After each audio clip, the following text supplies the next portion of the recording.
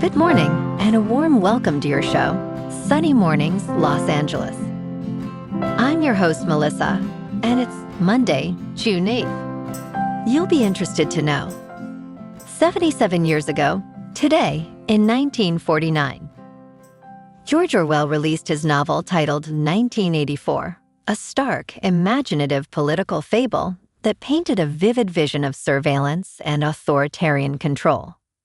The novel reshaped public understanding of privacy, language, and power, becoming a touchstone for debates about freedom and inspiring lasting cultural and political dialogue. So now you know. And now, it's time for the Surf Report. This morning, it's looking fair with waves around 2 to 3 plus feet and a south-southwest ground swell. Conditions are clean early, but will shift to fair as the onshore winds pick up throughout the day. Expect the swell to build to 3 to 4 plus feet by late afternoon, with onshore winds increasing to around 10 miles per hour. Best time to ride is at 6 a.m. with a 2-foot outgoing mid-tide, when the southwest swell is 2 feet at 15 seconds and the offshore wind is 2 miles per hour. The first low tide on Monday will be 1 foot at 10 a.m., followed by a 4.5-foot high tide at 5. The nearshore buoy at Santa Monica Pier reads 66 degrees for the water temperature. Expect clean conditions with waves ranging from 4 to 6 feet on Tuesday, with light south winds.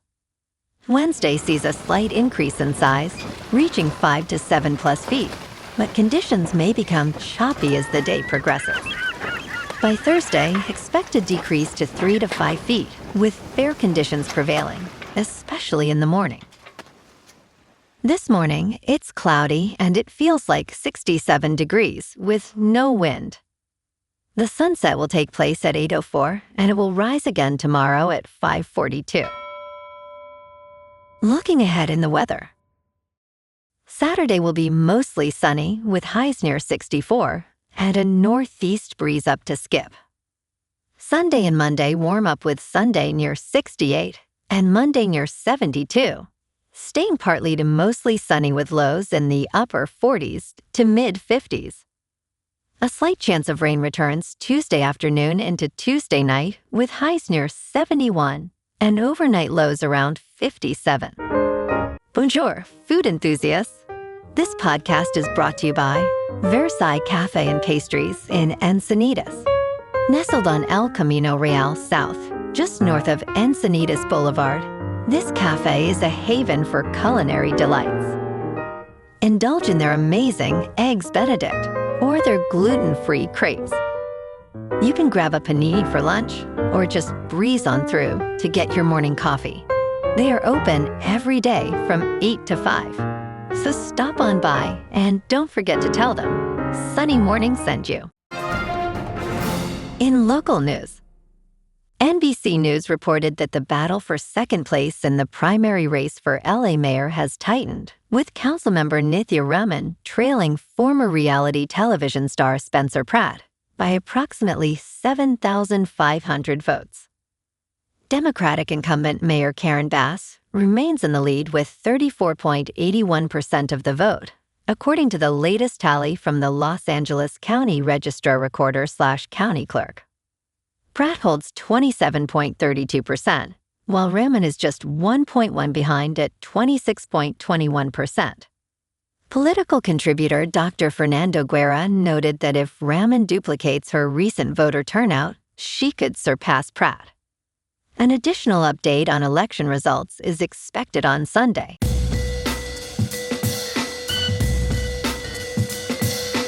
Now on to sports. The New York Knicks will look to put the San Antonio Spurs on the brink of elimination when they battle in Game 3 of the NBA Finals 2026 on Monday night. New York grabbed a commanding 2-0 series lead with a 105-104 victory on Friday. Tip-off from Madison Square Garden in New York City is set for 8:30 p.m. Eastern Time. The Knicks are a 2.5-point favorite, with the over/under for total points scored set at 216.5.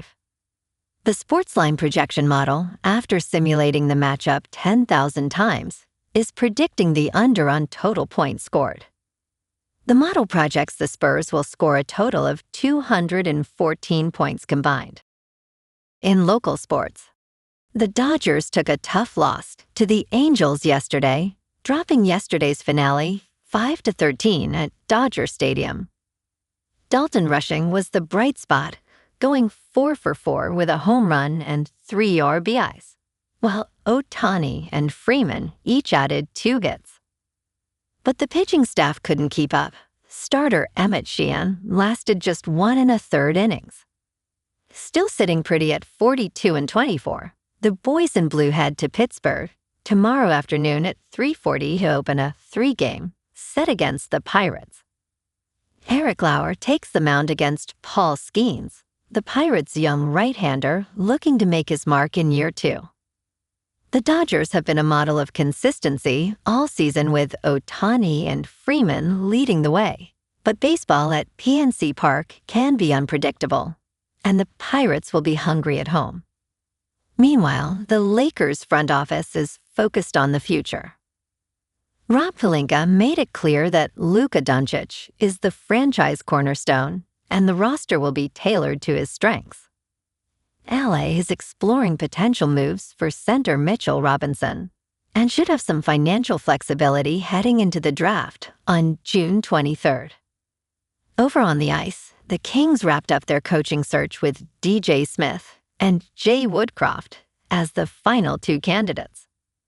The team expects to announce a hire within the next couple of weeks. In top news, a magnitude 7.8 earthquake rocks the southern Philippines, causing damage and 1-meter tsunami waves. The quake struck at 7:37 a.m., centered at sea about 13 kilometers southwest of General Santos. President Ferdinand Marcos Jr. urged people to evacuate to higher ground, as tsunami warnings were issued for coastal areas in Indonesia and Malaysia.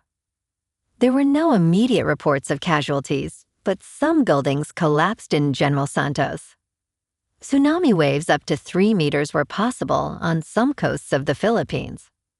Aftershocks of up to magnitude 6.5 followed.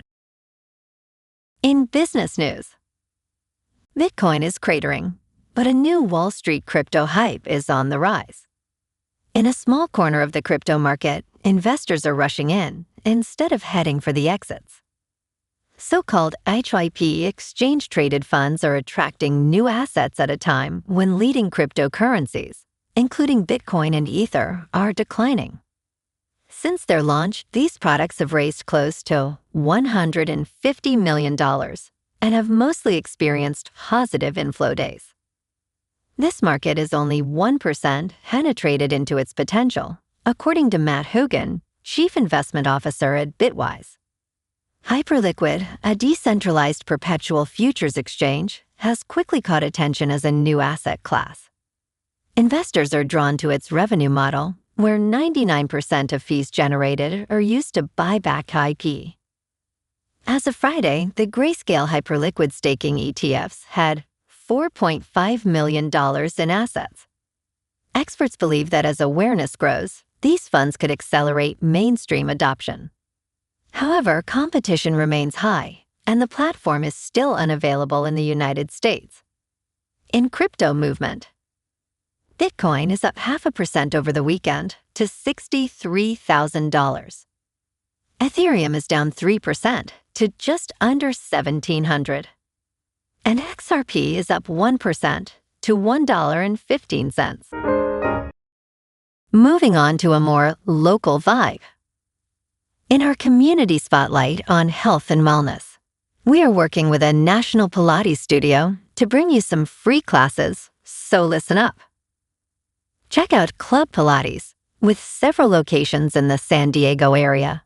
Pilates presents a comprehensive wellness approach, cultivating strength, reducing tension, and elevating mental well-being. Scientific research affirms its benefits. So now you can check out Club Pilates for a free class. With locations in Encinitas, Solana Beach, Oceanside, La Jolla, and more. Just be sure to tell them Sunny Morning sent you by. And now, back to the show. Let's talk tech. NASA will wear high-tech Prada long johns to the moon. The liquid cooling and ventilation garment, known as LCVG, will be worn underneath the Axiom Extravehicular Mobility Unit spacesuit during the Artemis 4th mission in 2028. This base layer will provide cooling and comfort to astronauts, circulating cold water through embedded tubes to whisk heat away from their bodies. Unlike older cooling suits, the LCVG features a backup system. Additionally, it houses a ventilation system that supplies fresh oxygen and directs exhaled carbon dioxide for recirculation. This collaboration continues NASA's tradition of blending high-tech materials with high-fashion design. And in entertainment news, John Lithgow is only getting better with age. With his latest Tony Awards win for actor in a play for Giant, Lithgow, 80, became the oldest man ever to win a competitive acting Tony.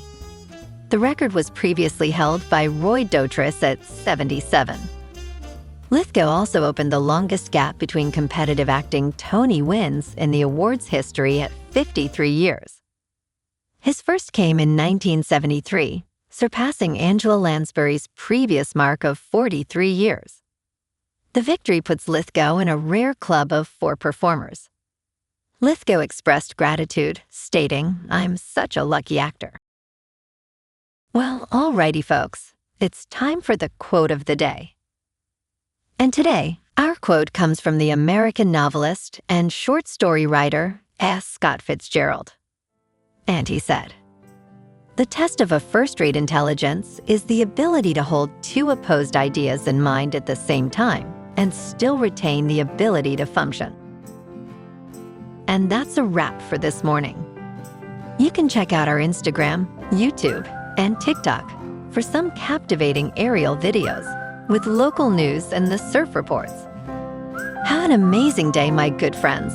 We'll see you tomorrow with another episode of Sunny Mornings, Los Angeles.